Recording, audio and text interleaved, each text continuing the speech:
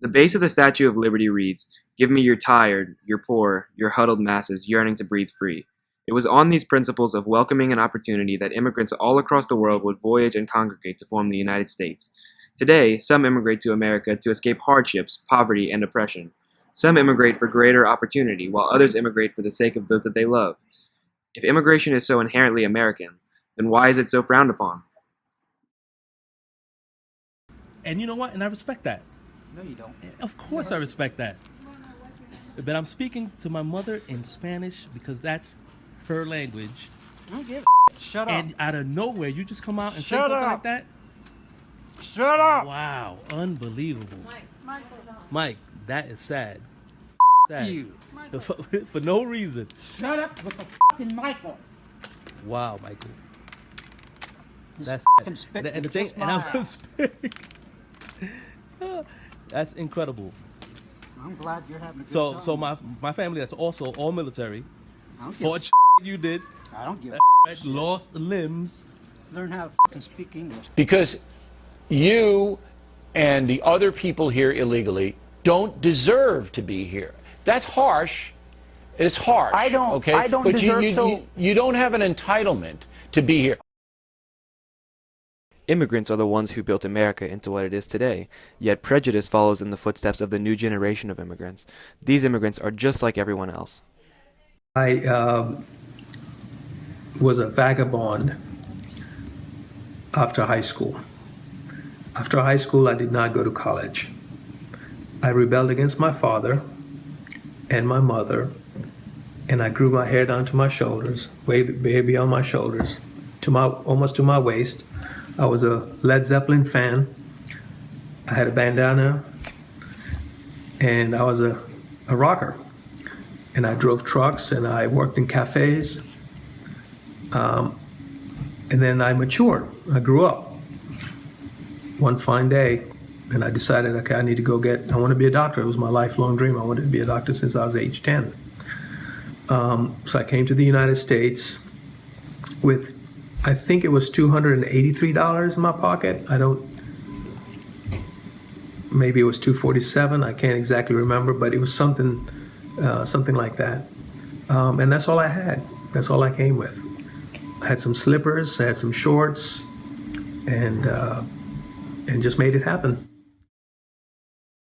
But what if we redefine what it means to be an immigrant? What if we rewrite whatever negative connotations we have tied to the word? We interviewed several immigrants and asked them how they felt about what it was like to become an American.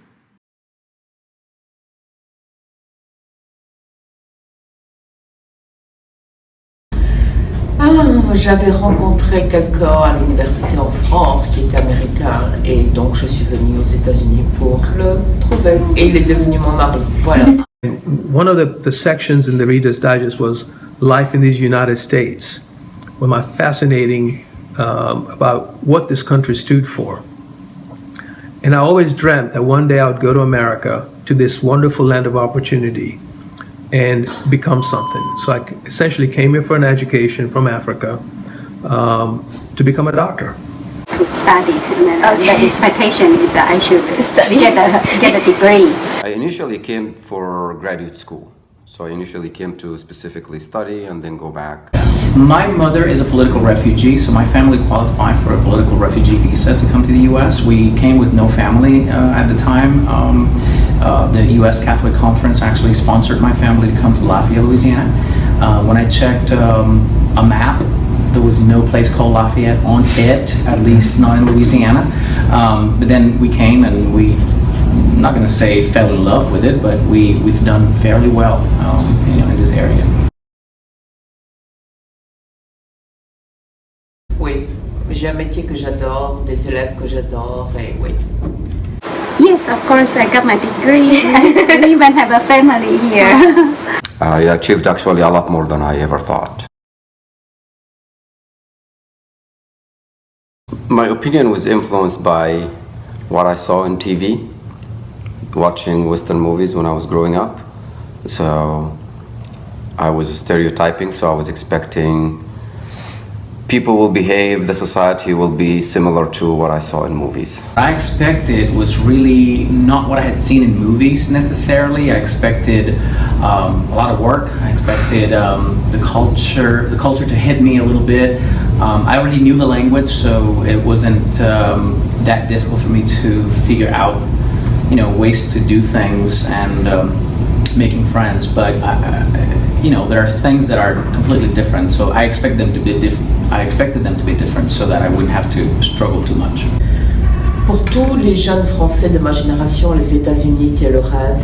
C'était grand, beau, beaucoup d'espace. Et tous les gars étaient mignons, blonds et faisaient du surf. C'est difficile de faire du surf sur le Bali. Actually, reality was so much better than what I saw on TV. People are a lot more quote-unquote normal than you see on TV. So it was an adjustment that it's a regular society like everywhere else. I would say yes. Is it easy? No. And I think the trick is setting realistic expectations. Most people actually just fail themselves by saying, I'm going to be a doctor one day, and you lack the work ethic, so you'll never get to that point. But in my case, I think I set up realistic expectations, so yes. What I've achieved in this country is truly a testament of what the United States stands for. Basically, the land of opportunity, hard work, being fearless, being courageous, being the beacon of democracy that the world looks up to. It's exceeded way beyond my imagination.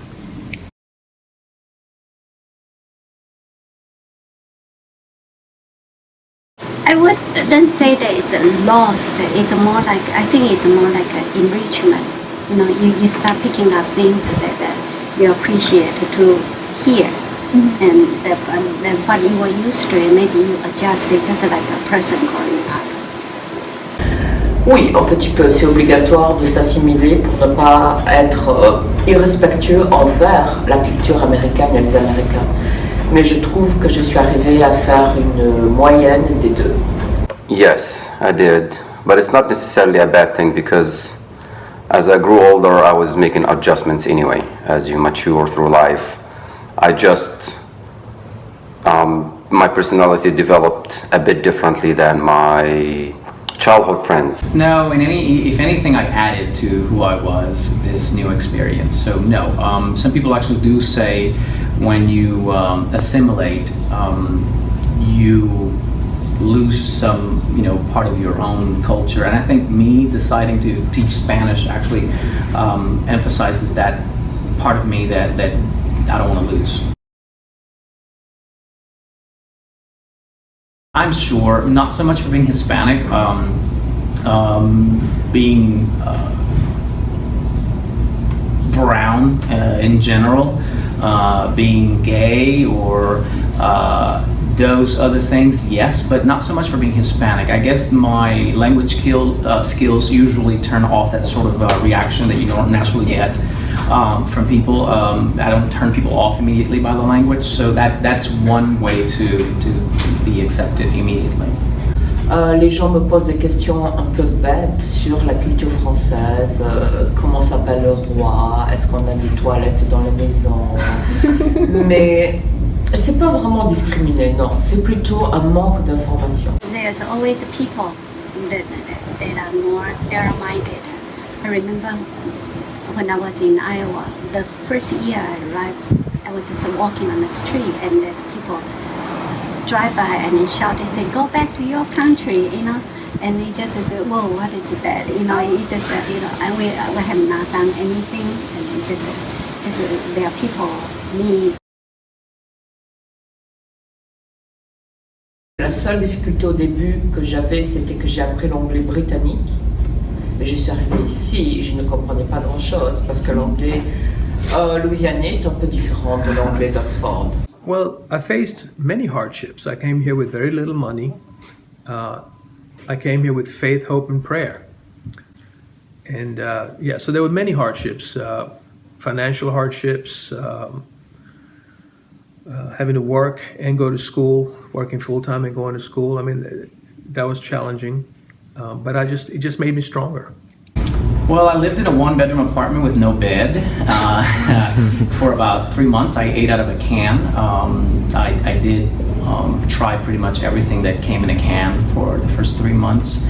I did not have a vehicle, so I rode a bicycle that the Diocese of Lafayette bought for me, and that I was supposed to give back to them whenever I, bought a car.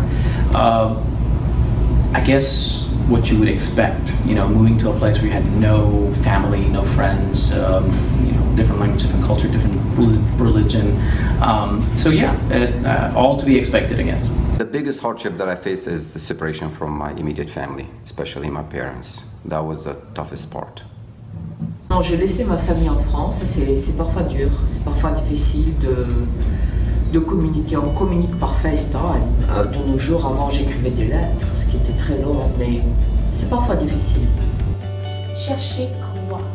Qu'est-ce qu'ils vont mettre dans leur poème? 他们是很好，然后全部我们也有去。你们就一起？对。啊，结果剪一次多少钱？